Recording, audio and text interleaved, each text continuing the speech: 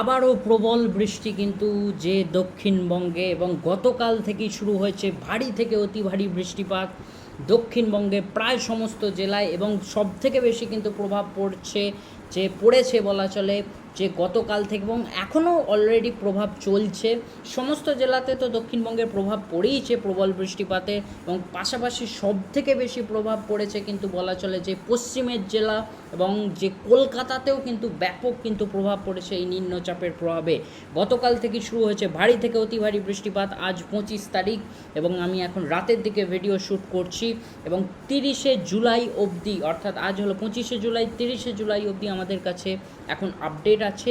যেটুকু আপডেট আছে আপনাদের কিন্তু দেখাবো। এখন আছি আমি ECMW মডেল এবং দেখতে পাচ্ছেন যে নিম্নচাপ এখন এই জায়গায় কিন্তু অবস্থান করছে এবং যার প্রভাবে কিন্তু যে আমরা দেখতে পাচ্ছি দক্ষিণবঙ্গের সমস্ত জেলাতেই কিন্তু ভারী অতি ভারী বৃষ্টিপাত এবং শুধু দক্ষিণবঙ্গ আমাদের পশ্চিমবাংলা নয়, পাশাপাশি উড়িষ্যাতেও কিন্তু ব্যাপক বৃষ্টিপাত। আমি যদি এখানটা একটু দেখি সো দেখতে পাচ্ছেন 56 মিলিমিটার প্রচণ্ড কিন্তু বৃষ্টিপাত কিন্তু দেখাচ্ছে। এবং এদিকে যদি দেখি যে এখানে পূর্ব মেদিনীপুরের কাছাকাছিও কিন্তু ভারী অতি ভারী বৃষ্টিপাত দেখাচ্ছে। আমি এখানে ট্র্যাকটা এগোচ্ছি এবং ট্র্যাকটা কোন দিকে নিম্নচাপ যায় আমরা এখানটা একটু ভালো করে একটু দেখে নিই। সো নিম্নচাপ যাওয়ার কিন্তু সম্ভাবনা রয়েছে এবং ধীরে ধীরে এটা কিন্তু ঝাড়খণ্ডের দিকে সরবে এবং তারপর সেটা উত্তর উত্তর পশ্চিম এবং পশ্চিম ভারতের দিকেই মূলত এটা চলে যাবে, যার প্রভাবে উত্তর উত্তর পশ্চিম পশ্চিম ভারত এবং মধ্য ভারতে কিন্তু ব্যাপক বৃষ্টিপাত হবে। পূর্ব ভারতে তো বৃষ্টিপাত ব্যাপক চলছেই এবং পশ্চিমবঙ্গ উড়িষ্যা প্রচণ্ড বৃষ্টিপাত চলছে এবং পাশাপাশি ঝাড়খণ্ডেও বৃষ্টিপাত শুরু হয়ে গেছে এবং আরও যত নিম্নচাপ ঝাড়খণ্ডের দিকে সরবে সেখানে আরও বৃষ্টিপাত বাড়বে এবং বিহারের দিকেও বৃষ্টিপাত বাড়বে এবং পাশাপাশি যে মধ্য ভারত, উত্তর ভারত এবং যে উত্তর পশ্চিম ভারত এবং পশ্চিম ভারত মূলত রাজস্থান গুজরাটের দিকে এই বৃষ্টির দাপট আরও বাড়বে যত নিম্নচাপটা সরে সরে ওই দিকে যাবে, কারণ পশ্চিম ভারতের দিকেই যাওয়ার সম্ভাবনা আছে। আমরা এখানে ট্র্যাকটা দেখে নিই। সো দেখতে পাচ্ছেন এইভাবে এই নিম্নচাপটা সরবে এবং ব্যাপক বৃষ্টিপাত, প্রচণ্ড বৃষ্টিপাত নিয়ে, অর্থাৎ প্রবল বৃষ্টিপাত আমরা দেখতে পাচ্ছি এখানে মধ্য ভারতের কাছাকাছি। এবং ধীরে ধীরে যদি দেখি এটা অনেকটা যে এদিকে পশ্চিম ভারতের দিকেই অল্প অল্প করে সরছে আমরা দেখতে পাচ্ছি পশ্চিম ভারতের দিকে, যার প্রভাবে কিন্তু এখানে গুজরাট এবং রাজস্থান এখানে কিন্তু ব্যাপক বৃষ্টিপাত হবে। শুধু গুজরাট রাজস্থান নয়, সমস্ত পশ্চিম ভারতের, মূলত পশ্চিম ভারতের সমস্তটা বলবো না, পশ্চিম ভারতের সমস্ত জায়গা নয়, পশ্চিম ভারতের যে গুজরাট এবং যে পশ্চিম ভারতের যে রাজস্থান, এই দুই জায়গাতে কিন্তু বৃষ্টির দাপট সবথেকে কিন্তু বেশি থাকবে। এবং পাশাপাশি যে বলা চলে যে বাকি যে পশ্চিম ভারতের যে জায়গা আছে সেখানে সেরকম হয়তো প্রভাব পড়বে না, মূলত যে গুজরাট রাজধানী ব্যাপক প্রভাবটা পড়বে যেহেতু ওই দিকেই নিম্নচাপটা সরে যাবে এবং মধ্য ভারতেও এর কিন্তু ব্যাপক প্রভাব পড়বে।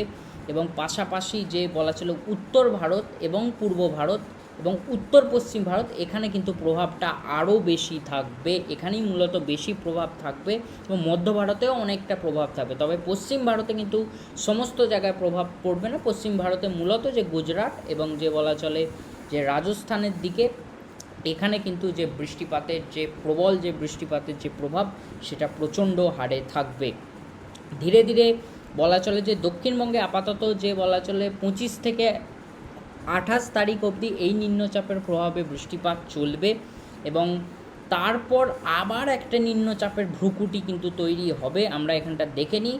সো 30 তারিখ অবধি আমরা যদি দেখি 30 তারিখের কাছাকাছি আবারও একটা নিম্নচাপ এবং যার প্রভাবে ভারী অতি ভারী বৃষ্টিপাত আবারও দেখাচ্ছে, অর্থাৎ যে ব্যাক টু ব্যাক আবারও আরেকটা নিম্নচাপ কিন্তু আসছে এবং এই নিম্নচাপটার প্রভাব শুধু যে দক্ষিণবঙ্গ নয় উত্তরবঙ্গেও দেখতে পাচ্ছি আমরা এখানে স্ক্রিনে। সো প্রচণ্ড সেখানেও কিন্তু ভারী অতি ভারী বৃষ্টিপাত দেখা যাচ্ছে এখানে আলিপুরদুয়ার শিলিগুড়ির কাছাকাছি এবং এছাড়া উত্তরবঙ্গের নিচের দিকের জেলা মালদা 2 দিনাজপুরেও কিন্তু ভালো রকম কিন্তু প্রভাব পড়ছে এই নিম্নচাপের। এবং আপাতত কিন্তু যে দক্ষিণবঙ্গে 30 তারিখ অবধি আপাতত বৃষ্টিপাত চলবে, বৃষ্টি কমার কোনো সম্ভাবনা থাকছে না। উত্তরবঙ্গেও আপাতত বলা চলে যে এখানে যদি দেখি 30 তারিখ অবধি উত্তরবঙ্গেও কিন্তু বৃষ্টিপাত যে আপাতত চলবে এবং তারপর কী হবে সেটা পরবর্তীতে, এখন যেহেতু 30 তারিখ অবধি আপডেট আছে সেটুকুই আপনাদের এখানে জানালাম। সো আপাতত 30 তারিখ তাপমাত্রা আপাতত অনেক নিম্নমুখী তো রয়েছে। সো আপনারা এখানে দেখতে পাচ্ছেন যে কলকাতা কাছাকাছি 28 ডিগ্রি, এদিকে হুগলির দিকে 27, বাঁকুড়ার দিকে 27 ডিগ্রি, পুরুলিয়া 26 ডিগ্রি, অর্থাৎ তাপমাত্রা অনেকটাই কম রয়েছে।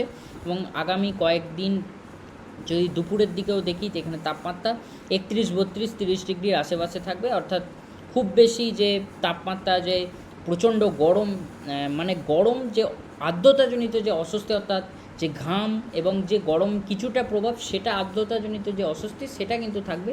তবে গরম মারাত্মক যে গরম সেরকম কোনো থাকবে না। আপাতত টেম্পারেচার যে মাঝামাঝি রকমই, অর্থাৎ মডারেট থাকবে, মোটামুটি নিম্নমুখীর কাছাকাছি থাকবে, সেরকম কোনো যে বড় টেম্পারেচার কোনো পরিবর্তন হবে না। এখানে 30 থেকে 33 ডিগ্রির কাছাকাছি দেখাচ্ছে 27 তারিখ, এবং 28 তারিখ দুপুরের দিকেও এই 33-34 ডিগ্রি একটু বাড়ছে এখানে টেম্পারেচারটা।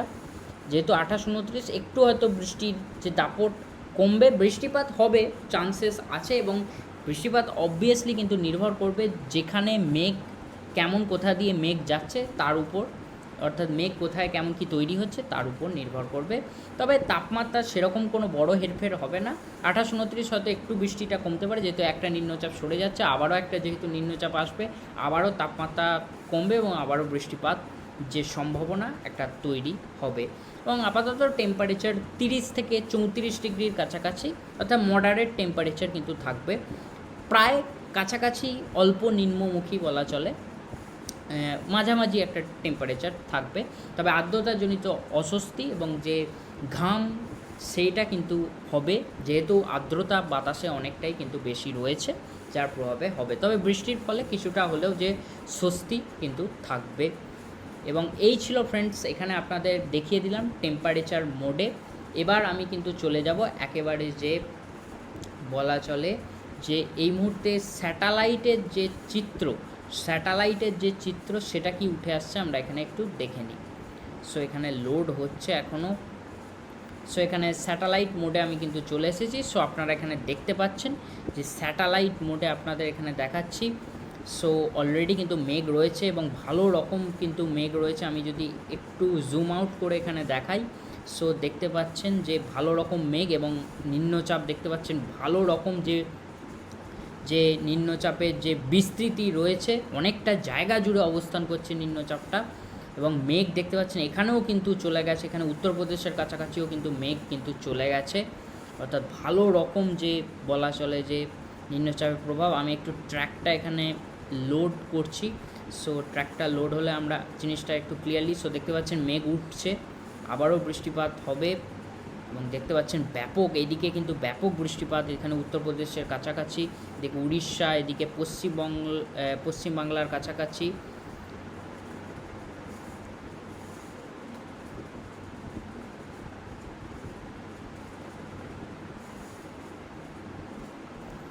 সো এখানে স্যাটেলাইট পিকচার আপনারা দেখতে পাচ্ছেন, ভালো রকমই কিন্তু মেঘ রয়েছে এবং নিম্নচাপের প্রভাবে যে বৃষ্টিপাত সেটা আপাতত যে চলবে, এবং ভালো রকমই আমরা কিন্তু মেঘ দেখতে পাচ্ছি। এখানে পশ্চিমবঙ্গ, এখানে উড়িষ্যা, এদিকে ঝাড়খণ্ড, সমস্ত জায়গায় ছত্তিশগড় এবং বিহারের দিকেও কিছুটা মেঘ, এবং পাশাপাশি উত্তরপ্রদেশের কাছাকাছিও কিন্তু মেঘ দেখা যাচ্ছে, অর্থাৎ ভালো রকমই মেঘ রয়েছে এবং বৃষ্টিপাত কিন্তু যে ভালো রকমই সম্ভাবনা থাকছে।